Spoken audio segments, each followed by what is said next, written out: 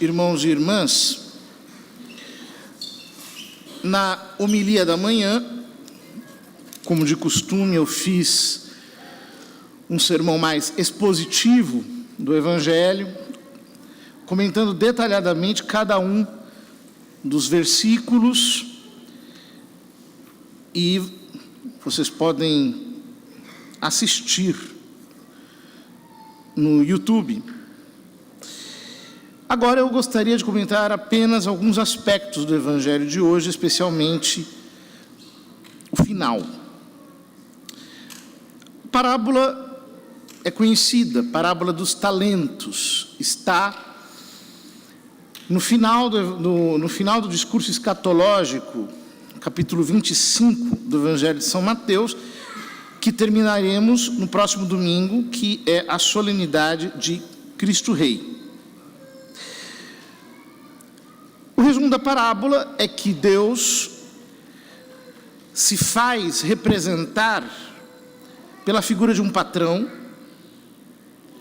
que entrega aos servos uma quantidade de talentos de acordo com a capacidade. O que recebe ao invés de trabalhar com o seu talento, esconde-o. E chega ao seu patrão, a quem ele diz umas palavras bastante desaforadas, dizendo que ele é severo, insinuando que é bandido, e por fim dizendo com uma sagacidade diabólica: toma o que é teu. Como se dissesse, nenhum sentiu a mais, nenhum sentiu a menos, só o que te toca. O patrão lhe diz: tirai dele o talento e dai-o àquele que tem 10. Porque a todo aquele que tem será dado mais e terá em abundância, mas daquele que não tem, até o que tem lhe será tirado. Quanto a este servo inútil, jogai-o lá fora na escuridão. Aí haverá choro e ranger de dentes. Numa menção bastante explícita à condenação eterna no inferno. Todos nós devemos considerar a verdade do inferno com uma certa frequência em nossa alma. Por quê? O inferno existe. Foi-nos revelado pela Sagrada Escritura, é uma necessidade de razão, porque a justiça requer que aquele que cometeu delitos seja punido. E, de fato, a realidade do inferno é frequentemente ignorada por nós. Nós todos temos uma espécie de mecanismo de defesa, em que tudo aquilo que é muito ruim, nós deixamos para pensar nisso depois, e esse depois nunca chega. E evitamos, portanto, encarar uma realidade. Mas o inferno existe. E nós podemos ainda ser condenados. Enquanto nós não estivermos no céu, existe o risco de sermos condenados no inferno. Isso é um dogma da igreja, bem como uma verdade gritante nas Sagradas Escrituras. Porém, o que é o inferno e como é o inferno? Santo Inácio, nos seus exercícios espirituais, nos leva a meditarmos na realidade do inferno a partir de metáforas. Por quê? Assim como um objeto pode ser conhecido pela sua sombra, nós, através destas sombras, podemos de algum modo perceber qual é a realidade do inferno. O O inferno, como diz Nosso Senhor aqui no Evangelho, é um lugar de choro e ranger de dentes. O que significa isso? É um lugar de um sofrimento indizível, em que o homem sofre tudo o que é possível sofrer. Então pense, por exemplo, a dor do infarto. Dizem que o infarto mata mais pela dor do que pelo infarto em si mesmo. Porque é uma dor excruciante, em que a pessoa sente aquela pressão no músculo cardíaco e não resiste. Tamanha é a dor do infarto. Agora, imaginem um infarto que nunca terminasse e que você nunca morresse. Porque a dor do infarto mata. Mas, se você não pode morrer mais e a tem, é uma dor infinita, uma dor fixa. Você pode ter uma ideia do tipo de dor que o homem sente no inferno. Por exemplo, imaginemos, para não falar do corpo inteiro, se você pegasse o seu polegar e colocasse numa espécie de prensa trituradora, e aquilo caísse com toda a força sobre o seu polegar. Digamos assim, se nós pudéssemos pegar uma pedra do tamanho do pão de açúcar e colocar o seu polegar para sentir o peso daquela pedra, sem a menor chance de que esse sofrimento acabasse. Eu não estou falando do corpo inteiro, eu estou falando do polegar. Isso traria perturbação, né? Nós ficaríamos desesperados, nós ficaríamos realmente dilacerados, massacrados, nós desejaríamos a morte. Só que no inferno ninguém pode morrer, e no inferno eu não vou só com o meu polegar, eu vou com o corpo inteiro, com todo o meu ser. Portanto, a dor, a pressão, o dilaceramento é incalculável.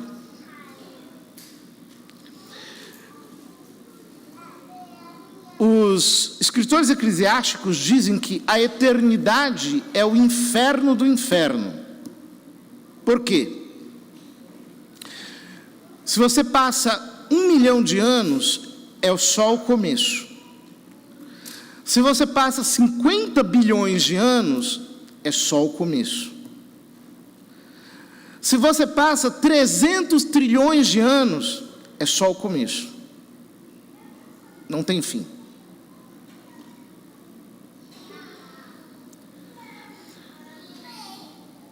O sofrimento do inferno é, em primeiro lugar, um sofrimento da alma, não do corpo. E nós, muitas vezes, subestimamos o sofrimento da alma. Mas o sofrimento da alma é pior do que o sofrimento do corpo. Dou alguns exemplos. Uma vez houve uma notícia de que um cometa iria cair no Brasil, isso no século XIX. E teve um homem que se jogou num poço e se matou com medo de morrer.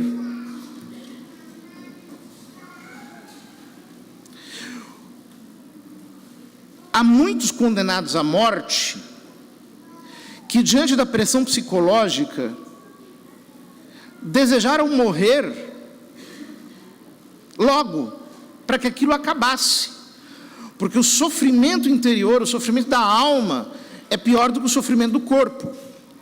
Luís XVI, por exemplo, foi guilhotinado pela Revolução Francesa, conta-nos o seu criado que ele foi acordá-lo na hora costumeira e lhe disse: Majestade, chegou o dia. Então ele ouvia de toda Paris os tambores, os gritos, as cornetas, as pessoas aclamando a sua morte na rua, os revolucionários querendo matá-lo. Então ele sai da cadeia e vai. O instante que ele morreu, o instante que a guilhotina passou pela sua cabeça foi curto. Ele sofreu mais no trajeto do que no momento em que foi guilhotinado. Esse é o sofrimento da alma. E juntamente com esse sofrimento da alma, que é tremendo, o sofrimento do corpo também perturba a alma. Digamos que você esteja com uma dor física, a sua alma vai ficar perturbada por causa da dor física. Agora imagine que no inferno, o homem tem a dor máxima de todas as doenças juntas.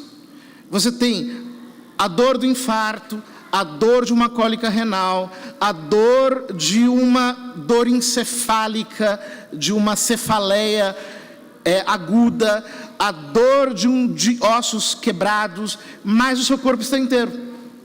É uma dor que te penetra inteiramente e da qual você não consegue ficar livre um instante. E não pode morrer, porque a alma é imortal. A Escritura fala que existe o fogo do inferno. E Santo Inácio nos convida a meditar sobre o fogo do inferno. Santo Afonso Maria de Ligório dizia que, comparado ao fogo do inferno, o fogo da terra é um desenho. E Santo Inácio dizia que o fogo do inferno é tão intenso que, se você jogasse um grande penedo, uma montanha de pedras, em menos de um segundo ela seria devorada. Ou seja, acho que todos nós aqui já tivemos a experiência de uma queimadura, né? Você, por exemplo, passa a mão numa panela quente, o quanto aquilo dói. Você fica com uma dor perturbadora, aquilo arde em você, é uma dor ardida. Agora, não é uma panela quente, é o próprio fogo do inferno que queima o corpo e queima a alma sem destruí-los para sempre.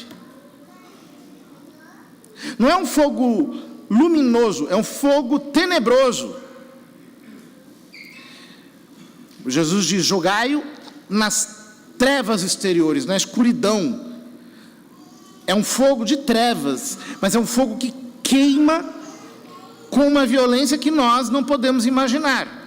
Os pastores de Fátima viram as almas sendo lançadas no inferno como num oceano de fogo. Então, vem aquelas considerações que permanecem sempre na nossa mente. Primeiro, o justo juízo de Deus. Cada condenado sabe que está lá porque mereceu. É claríssima a ideia. Deus foi justo. Mas esse pensamento da justiça só aumenta o ódio que ele tem a si mesmo. Porque ele começa a considerar o quanto ele realmente fez por merecer estar ali. Às vezes, quando a gente faz uma burrada, a gente às vezes até se esmurra, se estapeia. A gente fica com raiva da gente mesmo. Como é que eu pude fazer isso? Agora, isso diante de uma burrada qualquer. Imagine diante de um dano eterno. O ódio próprio que alguém sente. Depois, todos nós temos um instinto de sociabilidade. Isso está na nossa natureza. Imagine você passando, por exemplo, 3 meses dentro de um navio em que todas as pessoas se odeiam mutuamente, e se elas pudessem, elas se matariam umas às outras, e ficam o tempo todo tentando destruir e abominando-se mutuamente. Você iria para esse navio? Não. Só de pensar numa situação dessas, nós ficaríamos desgostosos. Ou, por exemplo, pense numa pessoa que é objeto de ódio social. Todos odeiam, todos querem destruí-lo, todos querem matá-lo, todos querem a justiça contra ele. Ele não pode sair na rua sem ser agredido por alguém. O sofrimento psicológico é tão grande que muitos não aguentam, se matam diante do ódio público. Outros chegam até a morrer. Há alguns meses atrás, uma televisão fez um documentário acerca de um assassino famoso, e quando o documentário foi rodado na televisão, o próprio assassino, que era objeto do documentário, morreu pela tensão que a exposição do seu crime causou na sua alma. Ou seja, o ódio alheio é extremamente perturbador. Agora imagine o que é estar no inferno, convivendo com Satanás, os demônios, os outros condenados, sendo odiado por todos, sendo perseguido por todos, perpetuamente, sem descanso, sem cansaço, sem dormir, sem poder, por um instante sequer, estar livre daquilo.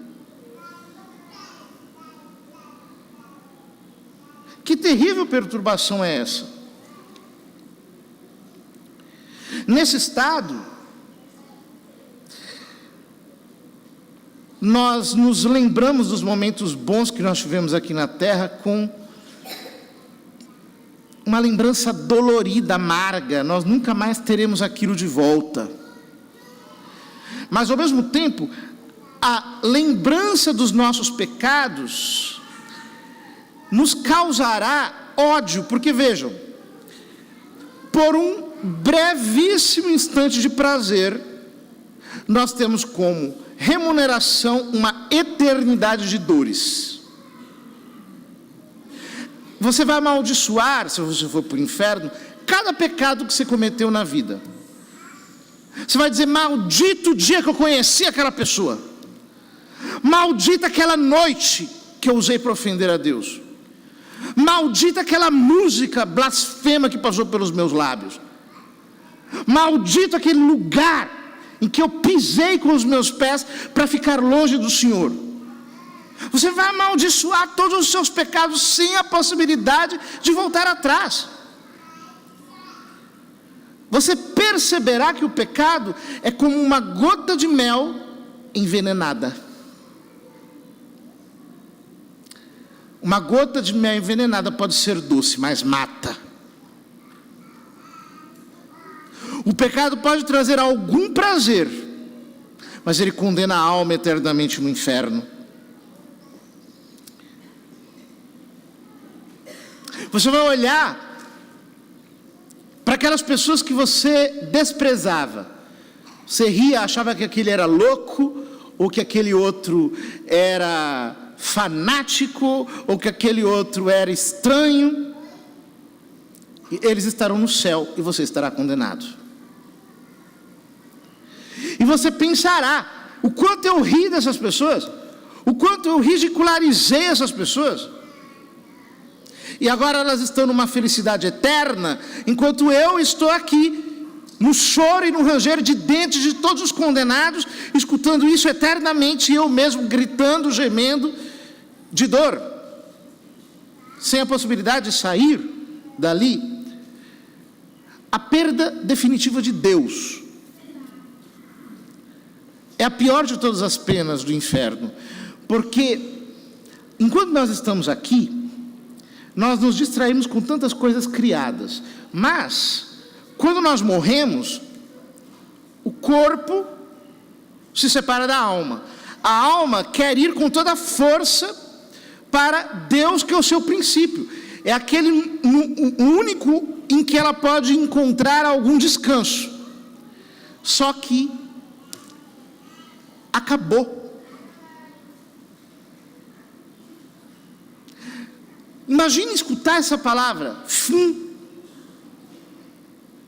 Mas não tem uma possibilidade de um final feliz? Não, acabou, perdeu, para sempre, sem possibilidade nenhuma de retorno. Por que é bom considerar essas verdades? Por que nós precisamos considerá-las, ao menos de vez em quando? Primeiro, porque nós não podemos ignorar a realidade. Não podemos ignorar a realidade. Se você ignora um perigo, não significa que ele não existe. Por exemplo, você pode passar pelo meio de uma comunidade dominada por bandidos e pelo tráfico, ignorando o fato de que você pode tomar um tiro.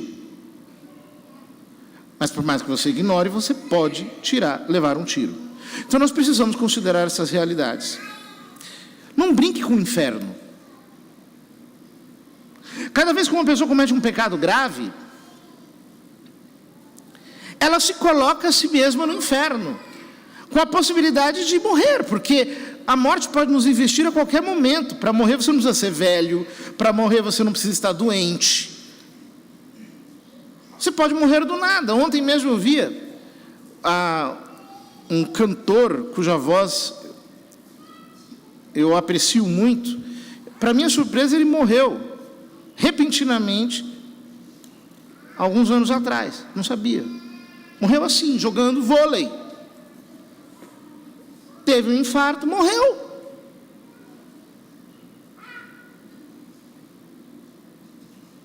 A morte é uma certeza que nós temos. Agora nós vamos ficar brincando com o pecado, abusando da misericórdia divina. Não, depois eu me confesso. Vou repetir, não tem problema. Depois eu me confesso. Você sabe se você vai ter depois? Você sabe se você vai ter o dia de amanhã? Fica adiando a minha conversão, fica adiando. Converta-se agora. Você não sabe o que vai acontecer com você daqui a pouco. Nossa, padre, então quer dizer que eu tenho que servir a Deus por medo? Não, você tem que servir a Deus por amor. Só que é o seguinte: Deus não é um idiota, um palhaço. Ele é santo.